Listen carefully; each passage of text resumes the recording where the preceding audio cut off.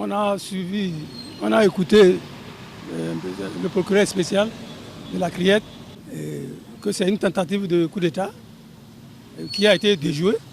Ils vont prendre les avocats, ils vont se défendre et on va voir la suite des événements. Seulement, en tant qu'un homme de confiance du chef de l'État, et on arrive à ce point, vraiment c'est un coup de tonnerre ce qui vient de se passer. Ça veut dire que peut-être il y aura encore d'autres arrestations. Donc si c'est une affaire politique, il faut vivre longtemps pour voir. Hein. Dans cette vie, il faut vivre longtemps pour voir parce qu'on aura des épisodes encore. Nous sommes dans l'actualité. On aura des épisodes. Moi, je prends ça comme un épisode. Et moi, je veux écouter Boko.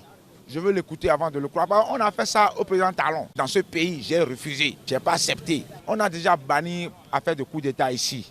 Si un militaire pense qu'il va prendre le pouvoir par coup d'État pour gérer le pays là, ce militaire-là a menti. Donc que le président Talon, qu'il reste tranquille. Moi, je n'ai pas grand-chose à dire par rapport à cette histoire parce que je ne connais pas de fond en comble cette histoire.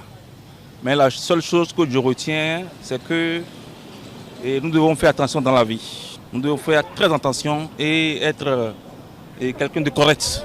Si nous venons de recevoir cette histoire maintenant, c'est choquant. C'est choquant et j'ai compris une chose par rapport à cette histoire, il ne faut pas avoir confiance à quelqu'un. Le président de la République, il est bien encadré par rapport à ces renseignements. Donc ce serait très difficile de commettre cet état dans ce pays, le Bénin.